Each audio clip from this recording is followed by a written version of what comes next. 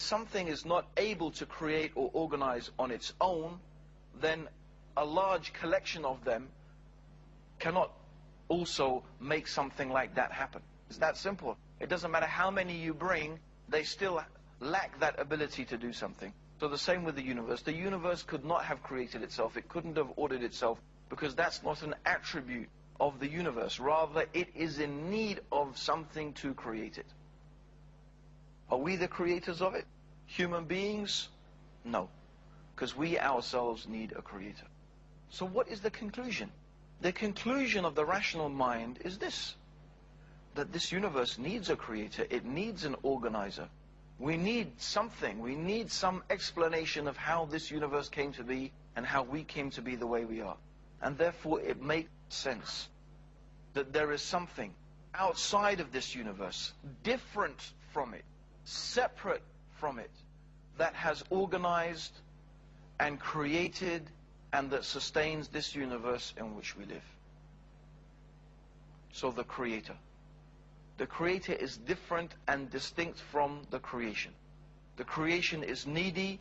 The creation is temporary. The creation is in need of a sustainer. Whereas the nature of the creator must be different. If the nature of the creator is not different, in other words, if the creator is of the same nature as the creation, then that creator would need a creator. And if that creator was not different, then that creator would need a creator. And what you would have is creator creating creators ad infinitum. So this question, well, okay, I recognize the logic and I recognize the reason behind the existence of a creator, but then who created the creator? It's not a valid question, because the nature of the creator is different. The nature of the creator is eternal. The nature of the creator is infinite. The creator is without beginning and without end. The creator is self-sufficient, ever-living. So an ever-living, self-sufficient, eternal being does not need a creator, because that being is ever-living and self-sufficient. Let's think about this in another way. Why the existence of such a being is logically and rationally necessary. Let's give an example. If I am here, or you imagine yourselves at home, and you have a big table or you have some big cupboard, and you want to lift it and you want to move it from one place to the other. You're not able to do that on your own. You're not able to do that on your own. So what you want to do is you want to enlist the help of someone. So you go to your next door neighbor and you say, listen, I want to move this cupboard. Can you give me a hand? And your neighbor says, listen, I'll give you a hand, but only if my friend gives me a hand.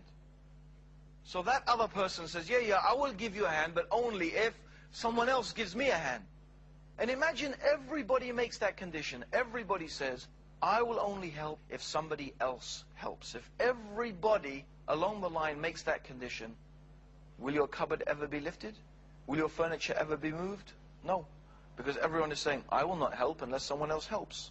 So if you have a creator, creating a creator, creating a creator, you get the situation where nothing ever gets created. Just as your cupboard never gets moved, nothing ever gets created. But the creation is here. I'm sitting here, you're sitting there. Look out of the window, you'll see the sun, you'll see the moon, you'll see the stars, you'll see the trees. The creation is here. That means that something has been created. So you can't have creators creating creators ad infinitum. There must be somewhere where it stops. And it has to stop at a being who is distinct and separate and different in his nature from that which he created. Now, it is hard to imagine. Reason cannot really accept that there could be two eternal, infinite, self-sufficient beings, let alone 3, 4, or 5. So the nature of this creation indicates to us that if there was more than one creator, there would not be a creation, there would be chaos. But rather the underlying unity and the intricacy and detail that we find existing in this universe indicates to us that there must be one united, wise, powerful, and intelligent force behind all of this. So here's our discussion. Here's our reasoning. Here's our step-by-step, stage-by-stage process of reasoning that we have gone through. And what have we reached at the end of it? What we have reached at the end of all of this is a simple conclusion. This universe has a creator. This creator is different from the universe. The creator is wise. The creator is powerful. And there is only one creator. Out of all the religions in this world, of all the philosophies and the religions and the ideologies in this world, which one teaches us to believe in one creator who is eternal, who is self-sufficient, who is infinite, wise and powerful, and who is different and distinct from the creation? You will find that although many religions and philosophies have some aspect of this idea, nearly all of them compromise it in one way or another. For example, let us take broadly the Hindu concept of God. The Hindu concept of God, for example, and I use this in a very generalized sense because I do realize that many different people within Hinduism have many different beliefs. But generally, the Hindu concept of God is that the creation is God. God is everywhere and in everything. So this is the idea, what we call it pantheism, that everything is God and God is everywhere and in everything. But this contradicts reason. This contradicts our whole process that we have used it. If you think back upon what I said, how can the creation be the same as God? And if the creation is the same as God, then what created it? The whole rational basis that we used in order to understand that God exists falls on its face.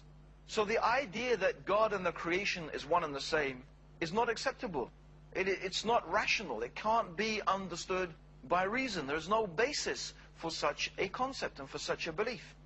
And then you find other religions, for example, Christianity. By and large, most Christians believe that Jesus was God. But traditional Christian theology tells us also that Jesus was the manifestation of God. In fact, many religions claim that God manifested himself as a human being or some type of creature. Again, this compromises that basic belief. How can something be creator and created at the same time? How can something be both eternal and infinite and finite and temporary? How can something be self-sufficient and needy at the same time? It's like saying the square became a circle but was still a square. How can a square become a circle and still stay a square? It doesn't make any sense. It's irrational, it's illogical. It's enough reason to reject any religion that tells us God became a man or God became some type of creature, because it's irrational. It doesn't make any sense. And it's something you can never ever prove. You can believe it if you want to, but you can never prove it, because it's a commonsensical, rational impossibility. And whatever is a rational impossibility can never be proven. It's that simple. So what religion is there in the world? What religion tells us to believe in one God that is wise, self-sufficient, powerful, who has created this universe and sustains it? Well, you're reduced to very few religions. Perhaps the only two religions that teach such a clear concept of the one God is Judaism and Islam. Well, if you want to become a Jew, by and large, Orthodox Jews will tell you tough. Because if you want to become a Jew, you have to be born a Jew. Your mother has to be a Jewish woman for you to be a Jew. So what universal religion? What religion that is universal, that is there for every person, that invites every person to believe in this rational, simple, clear, commonsensical belief is left? Look to the Quran.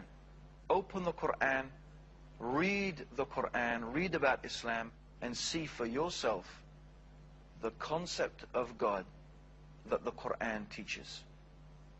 There is a chapter of the Quran called Surah Al-Ikhlas, the chapter of this purity of faith. It describes this concept of God so beautifully. It says, Kul huwa Allahu ahad, Allahu samad, لم يلد ولم يولد ولم يكن له كفوا أحد. Say He is Allah the One. Allahu Samad. That means Allah is the one which every single thing needs, but Allah is in need of nothing.